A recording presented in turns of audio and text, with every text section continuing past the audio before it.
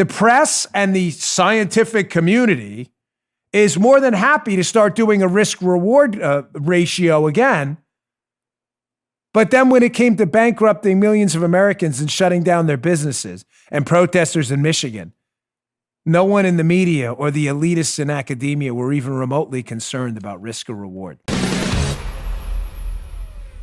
Here's an interesting tweet from NPR I wanted to put up. There's a lot of news. I know we're covering a lot of material, but it's really important. So, ladies and gentlemen, over the past month or 2 months or so, I've said to you that society, we try to engage in Pareto maximization, right? We try to engage politically when it comes to public policy in legislation that will help at least one person while not harming anyone. They call it Pareto optimization, right? Look it up. It's interesting. The best public policies will help at least one person, while not harming anyone else. The worst public policies will harm more people than they actually help. Not hard. That's like reverse Pareto optimization, right? Mm-hmm. I've been arguing to you about the coronavirus lockdowns, that the lockdowns may be the most disastrous economic and financial public policy decision in the history of the United States. I am not kidding. While I understand initially in the first couple of weeks when there was some confusion about it, I still don't think it was a good move. But while I understand the confusion and what may have happened in the first couple of weeks, the 15 days to stop the spread, and that's not me defending the president in some kind of golden calf mode. There was a lot of confusion at the time. These continued lockdowns, which the rioters, Antifa, and candidly a lot of legitimate protesters have totally disregarded, those lockdowns were an economic apocalypse for the United States that have cost trillions of dollars of wealth. People are going to have to work years after their intended retirement now to make up for what happened. But remember, Joe, we discussed a couple of weeks ago and months ago when this started, how every public policy decision like Pareto, you're supposed to weigh what are the costs and the benefits. You don't just talk about one side of it. Yeah. You don't just talk about the benefits of something without the costs, and you don't talk about something about the cost of it without talking about the benefits. There's a risk-reward ratio to every public policy decision, ladies and gentlemen. If there weren't, we would throw reason out the window and we would say, listen, murder is a big deal. Can you think of a worse crime? You've taken someone's life. Is there anything worse than murder? There's some really bad stuff, but is there anything worse than murder? You've taken someone's life. There's no coming back from that. So you should say to yourself, if you don't balance risk-reward, and the media did not at all when they wanted the economy shut down, which really speaks to their true motives, which were not to stop the virus. Let's just stop that nonsense now, please. If you were really concerned and you don't do risk-reward, you'd say, we are now banning murder.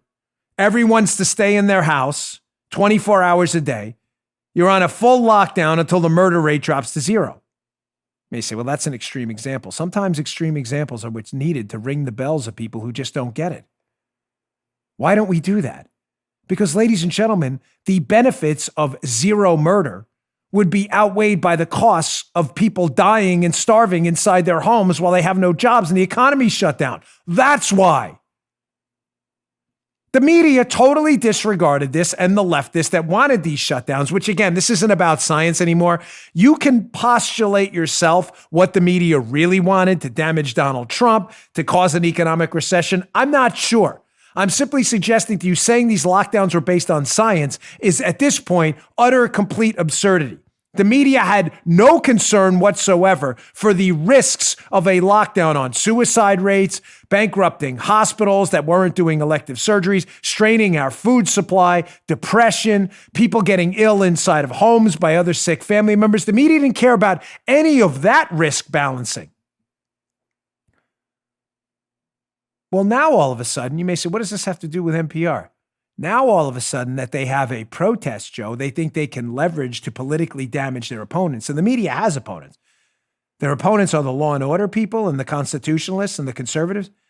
Now that they have an issue, Joe, now we're back incredibly to weighing risks versus rewards, even though a month ago we cannot sacrifice one life. That was the only acceptable media now. Remember, Joe? If one person is lost to the Wuhan virus, it's unacceptable. One. We can't sacrifice one, no matter what we have to do. Even if we kill 10,000 more, we can't sacrifice one life. Now, let's check out this NPR too. Now, all of a sudden, that it's a protest, they seem to think they can leverage NPR all of a sudden is back to weighing risk and reward. Fascinating. NPR tweet, quote, dozens of public health and disease experts have signed an open letter in support of the nationwide anti-racism protests. Quote, white supremacy is a lethal public health issue that predates and contributes to COVID-19, they wrote. Now NPR is back to reporting honestly about risks and rewards. Citing this letter by public health experts saying, now, Joe, listen, these protests could spread the coronavirus, but white supremacy is a bigger problem. Risk, interesting. How when it comes to identity politics, the press and the scientific community is more than happy to start doing a risk-reward ratio again. But then when it came to bankrupting millions of Americans and shutting down their businesses and protesters in Michigan, no one in the media or the elitists in academia were even remotely concerned about risk or reward. You just heard The Dan Bongino Show. You can also get Dan's podcasts on iTunes or SoundCloud and follow Dan on Twitter 24/7 @DBongino.